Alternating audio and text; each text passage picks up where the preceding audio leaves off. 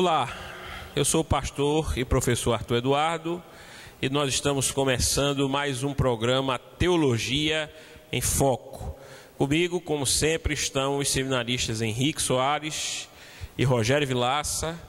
Nós estamos aqui semanalmente trazendo um assunto, um tema da esfera da teologia sob uma linguagem acessível, né? Porque o nosso objetivo aqui não é fazermos mais do mesmo. Já existem inúmeras tentativas de se falar, de se fazer teologia através da internet. Mas o nosso objetivo aqui é trabalharmos alguns temas, alguns conceitos, algumas nomenclaturas, né, que são virtualmente desconhecidas pelo grande público. Porque a verdade é que o grande público não se interessa por teologia, né? O grande público, quando muito, se interessa por religião. E as pessoas querem estar na igreja sentindo algo, ouvindo alguma coisa, palavras boas, etc. Mas elas se esquecem de que o que fundamenta a fé cristã são os preceitos teológicos, né? Infelizmente, se nós chegarmos em muitas igrejas e perguntarmos a pessoas diferentes de uma mesma congregação, o que é que elas acham da pessoa de Cristo, o que é que elas diriam da pessoa de Cristo, sobre a humanidade de Cristo, sobre a divindade de Cristo, eu tenho certeza, prezado internauta, que em determinadas comunidades, em 10 pessoas que nós fizéssemos a mesma pergunta, talvez tivéssemos 10 respostas diferentes, porque as pessoas elas não conhecem teologia. Então o nosso objetivo aqui é esse. Então toda semana você pode acessar o nosso canal aí diariamente, nós temos alguns programas já, e vamos estar trazendo sempre temas, agora temas com uma certa relevância dentro do meio teológico, e tentando traduzir, como eu sempre digo aqui, a linguagem técnica teológica em algo mais comum, mais popular, mais acessível, para que você também se interesse por teologia, você faça as suas pesquisas, você faça a sua busca, né, pela internet, através de livros, e não se limite ao que alguém disse certa vez, ou alguém falou, porque hoje em dia as pessoas estão tratando dos preceitos teológicos como nós, leigos, por exemplo, em farmacologia, fazemos com os remédios, né? As pessoas dizem, rapaz, tu estás tomando trimetazona? Aí disse, rapaz, o médico passou para mim trimetazona, mas me deu um efeito colateral terrível. Isso é tudo fruto da mente. Primeiro que a pessoa não sabe nem o que é que está tomando, muitas vezes, não leu a bula, não sabe os efeitos, não sabe a droga, não é? E rotula, assim, nós estamos rotulando as coisas como a gente rotula remédio, e nós temos muito medo de rótulo. Eu não tomo AS. A pessoa não sabe o que é o princípio ativo do AS, aonde ele vai interferir no organismo. É porque alguém disse que a AS faz esse efeito, então a pessoa fica com medo, e aí começa a rotular, a generalizar as coisas. Nós não temos isso aqui.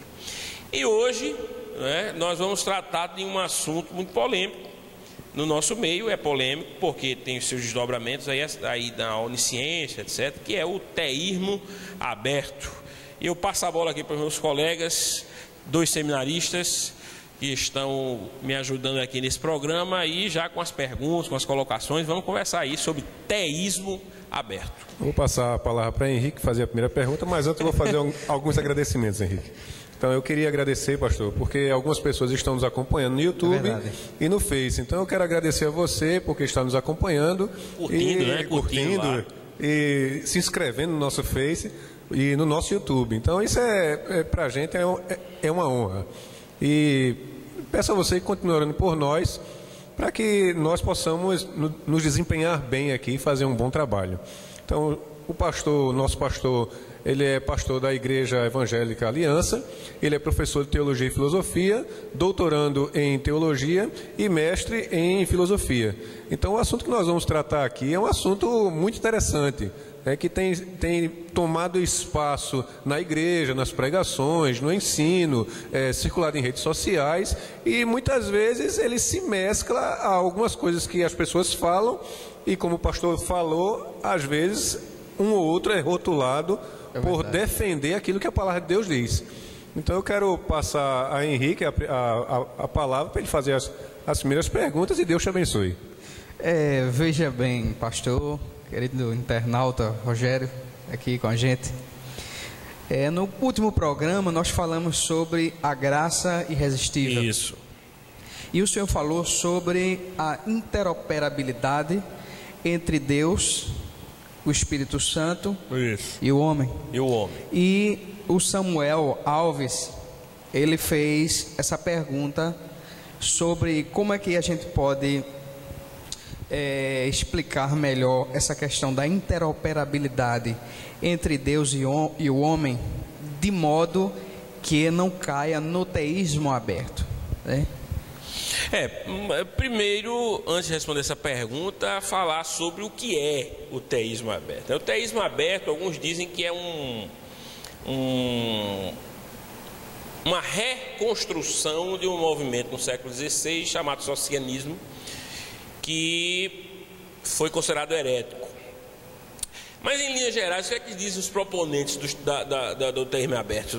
E eles não se ligam a nenhum movimento do passado, embora as características sejam óbvias. Se você quiser procurar socinianismo, você procura essa terminologia aí. Socinianismo, do século XVI. Agora, os grandes proponentes do século XX, defensores do teísmo aberto, e hoje também no século XXI, eles dizem o seguinte, que o teísmo aberto tem esse nome, na verdade, por que teísmo aberto? Porque primeiro acredita-se em Deus, e segundo eles é o Deus da Bíblia. Daí uma perspectiva teísta. Teísta é diferente de deísta. Deísmo é aquele que acredita em Deus, mas Deus não se relaciona. Deus não se relaciona com a sua criação. Deus criou todas as coisas e deixou a criação por conta própria. Isso seria mais ou menos, em linhas gerais, o deísmo. O teísmo, ele tem várias ramificações. E uma das ramificações do teísmo é o teísmo aberto. Porque o teísmo aberto, e houve uma certa confusão do que eu disse no último programa, porque algumas pessoas, eu não sei se esse foi o caso do Samuel, mas outras pessoas escreveram perguntando, você pode assistir o programa que nós tivemos sobre a graça irresistível. E por que eu falei dessa questão da interoperabilidade entre Deus e o homem? Houve pessoas que disseram, mas isso não pode redundar no teísmo aberto. O teísmo aberto, também chamado de hiperarminianismo, seria uma forma de valorizar a liberdade do homem como um fator absoluto. Absoluto, sendo absoluta a liberdade humana, então os seus atos seriam imprevisíveis até para Deus. Deus não tem como saber, de acordo com o teísmo aberto, quais são os desdobramentos dos atos humanos, porque os atos humanos eles são atos absolutamente autônomos e voluntários, ou seja, dependem exclusivamente da volição, da volatilidade humana, não é? Bem, uma coisa é haver uma interoperabilidade num processo salvífico, um processo de salvação entre Deus e o homem. Uma responsabilidade humana diante da soberania divina em querer salvar o homem do seu estado de pecaminosidade, do homem entender pelo menos a proposta divina, porque se não há essa questão da cognição, e salvo engano, quem fez a pergunta foi você, Rogério, sobre a responsabilidade cognitiva do homem, então o homem ele é um ser completamente inautônomo, ele é um ser como uma pedra, uma árvore, um plástico, sem a mínima consciência. Isso é uma coisa. Só que o teísta aberto ele não para aí, ele vai adiante. Ele vai através da radicalização do arbítrio humano, ele vai dizer, em última análise, que Deus não é onisciente, não de acordo com o que pensam os teólogos ortodoxos, que Deus é onisciente, porque Deus é sabedor de todos os atos do homem, né, num futuro, ou seja, quando ainda não existiram esses atos. Então, pelo que a Bíblia diz, Deus conhece todas as ações humanas. E o texto aberto vai dizer que Deus tem uma ideia dessas ações humanas, porque Ele conhece tudo agora, mas não daqui a um minuto, porque daqui a um minuto não existe ainda. E como o homem é absolutamente livre, ele pode ter ações que culminem, né, como já aconteceu no passado, de acordo com esse texto aberto, que Deus teve que ajeitar, que Deus teve que mudar seus planos para se adequar a essas escolhas humanas, né? Não sei se você tem uma pergunta bem aí, Rogério. Então, aquela música da equipe 4x1, surpreender Deus é teísta, né? Brincando. Bom, pastor, o senhor falou sobre o teísmo aberto, que é o mesmo teologia relacional, não é isso? Tem alguns usam o termo como sinônimo, porque eles querem dizer que é uma maneira de Deus relacionar-se com o homem, para que o homem nesse relacionamento adeque-se à vontade divina, agora sempre preservando esse arbítrio, o absoluto arbítrio humano, né? Então eu vou utilizar essa terminologia, teologia relacional, certo, que é o que está também em vários livros. Em vários livros. Isso. E citado também na internet. Já que a teologia relacional tenta fazer uma hermenêutica a respeito de Deus, não seria esta fruto da interpretação de uma falta de coerentismo? Eu digo coerentismo porque muitas vezes o cristianismo atual responde em questões sem a mínima coerência, levando para extremos, né? Não seria a teologia relacional uma resposta a isso, não, pastor? Pois somos nós, crentes, cristãos, né? E as propriedades ferromagnéticas, nós gostamos muito de polos, né? Nós gostamos de polarizar as coisas. Quando não é A, é menos A, entendeu? E isso é muito perigoso. Por quê? Porque muitas vezes as respostas elas estão entre A e menos A. Quando você fala que pode ser falta de coerentismo, é claro que pode. É lógico, não é?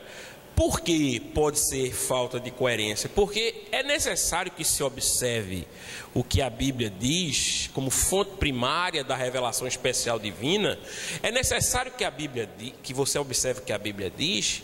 E a Bíblia, né, se tem um livro que fala do homem como sujeito e não como objeto, ou seja, que subjetiva o homem e não o objetiva ou o objetifica, é a Bíblia.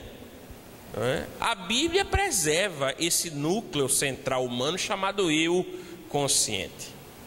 Enquanto eu estou dizendo isso porque uma versão muito forte, contrária ao teísmo aberto, é um polo do qual também nós discordamos. Nós discordamos do teísmo aberto como uma proposta teológica que fere, obviamente, uma das características fundamentais de Deus, que é a onisciência, né? Ferindo assim toda a sua deidade. Mas nós também nos posicionamos contra um outro polo, não é? Que é o polo do chamado hipercalvinismo, não é? E até do calvinismo dito moderado por alguns proponentes do calvinismo, que vão falar, por exemplo, no compatibilismo. E o compatibilismo para mim é de um absurdo tremendo, do meu modo de ver. Porque o compatibilismo vai dizer que o homem é livre para fazer o que quer, reverberando o que dizia Jonathan Edwards, por exemplo, um grande pregador e teólogo cristão norte-americano reformado, não é? E alguns reformados, eles entendem o livre-arbítrio a partir do que disse Jonathan Edwards. Mas livre-arbítrio não é liberdade para fazer o que se quer, porque eu já mostrei isso no programa passado, que é uma impossibilidade. Há uma impossibilidade física e nós podemos imaginar que há impossibilidades espirituais. Nós não podemos sempre fazer o que nós queremos. Livre-arbítrio não é isso. Livre-arbítrio é liberdade para fazer o que se decide fazer. E muitas vezes eu decido fazer algo que não quero. como muitas vezes eu não faço algo que quero fazer.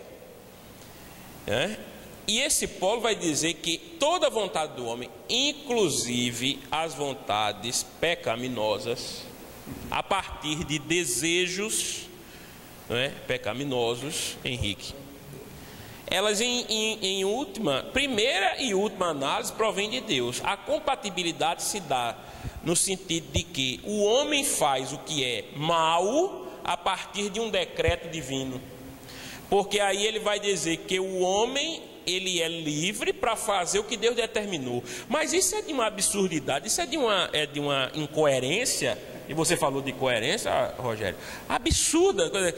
Se eu digo que o homem é livre, o homem é um ser autônomo. Como é que ele é livre para fazer o que alguém determinou? Então ele não é autônomo. Observe que isso é muito perigoso, porque a própria Bíblia, como eu estava dizendo, ela é um livro que vai salvaguardar esse núcleo, que a antropologia teológica vai trazer aí como o eu humano. E isso foi muito falado na filosofia, na psicanálise, na psicologia do século XX, o eu humano, o self.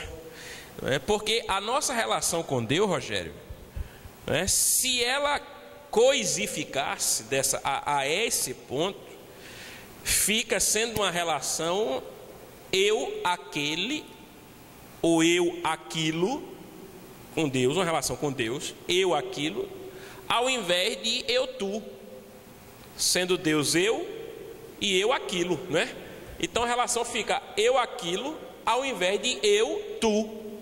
Eu tu quer dizer que Deus está se relacionando com outro que tem características que são semelhantes. Pessoalidade, E é justamente isso que a Bíblia vem defendendo desde o início, a pessoalidade humana. Então é importante que a gente observe isso, viu? Para que nós não caiamos em polos, e os polos, neste caso, são perigosos, todos os dois. E aí nós preservamos o arbítrio humano e a soberania de Deus. Então Deus está aprendendo. De certa forma, isso, sim. O nosso Deus não é um Deus grande, é imenso.